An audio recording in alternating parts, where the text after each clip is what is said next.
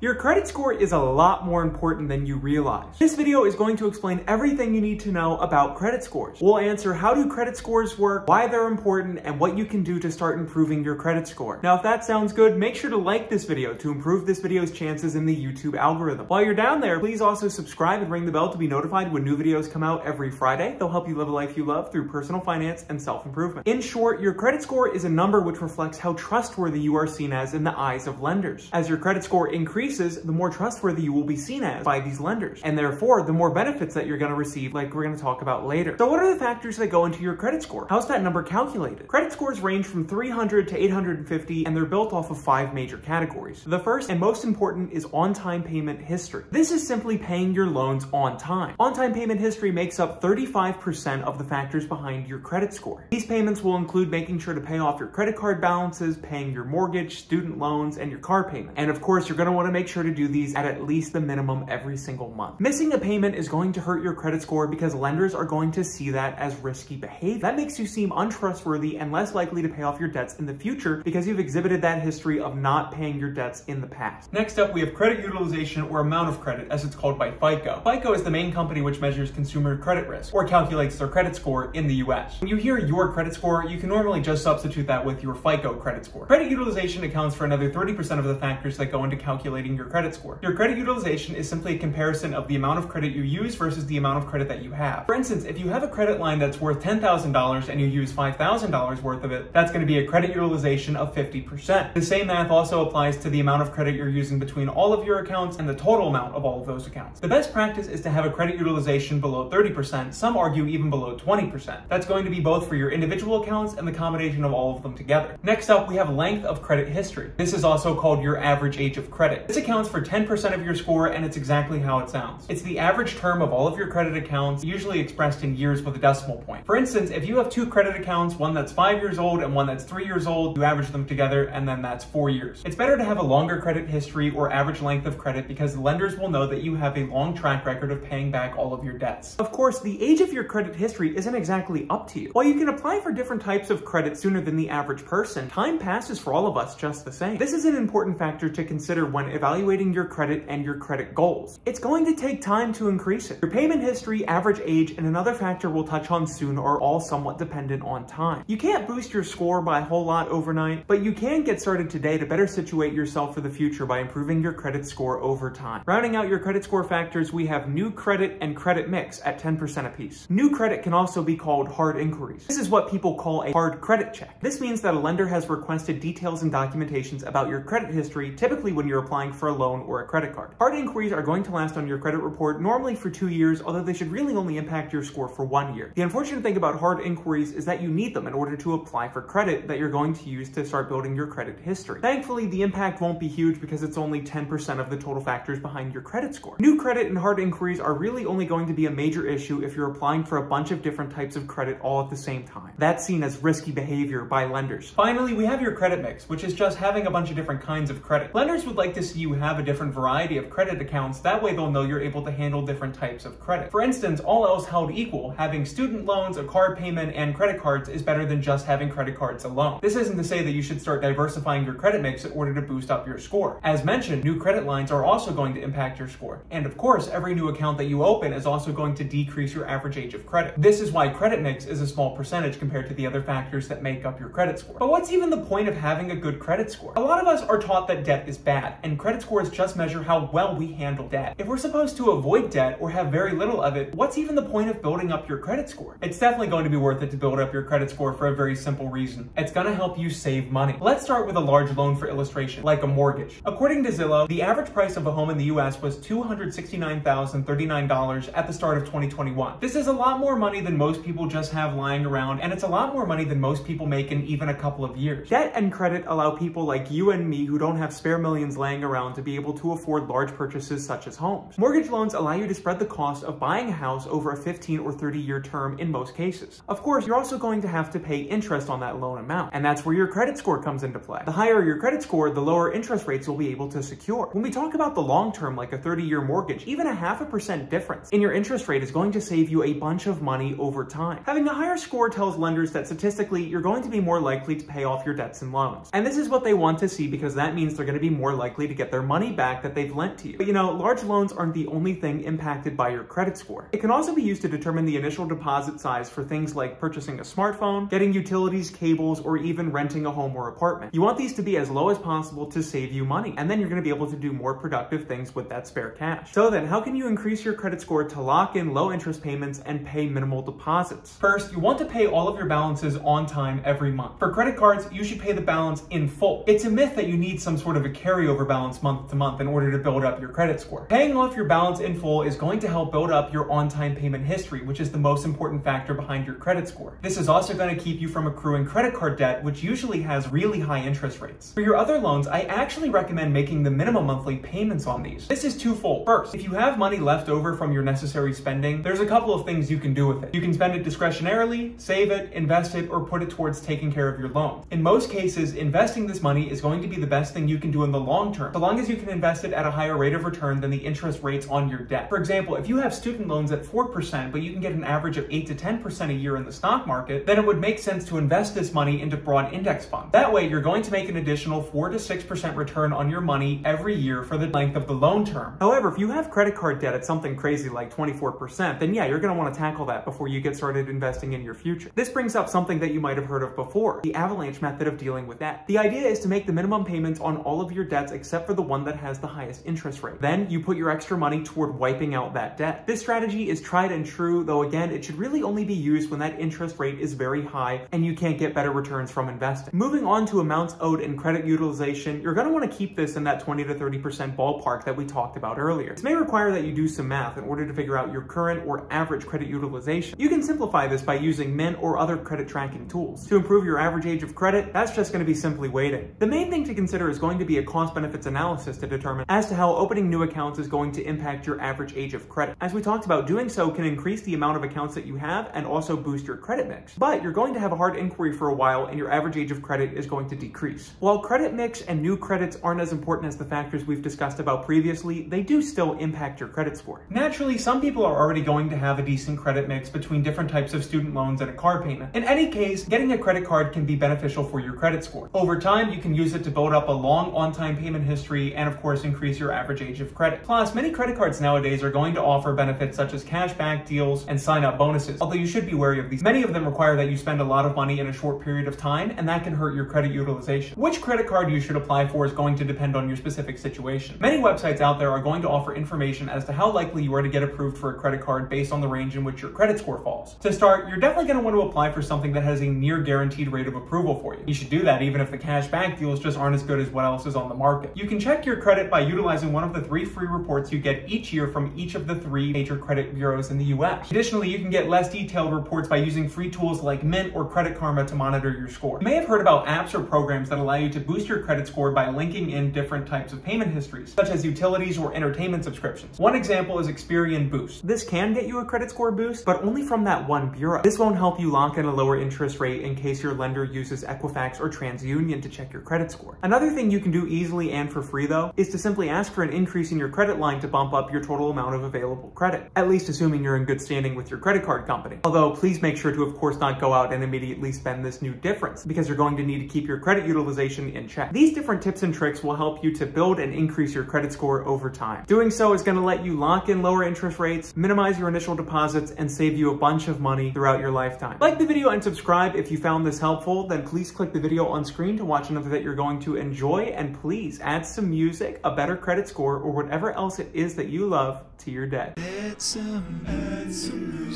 just add some music.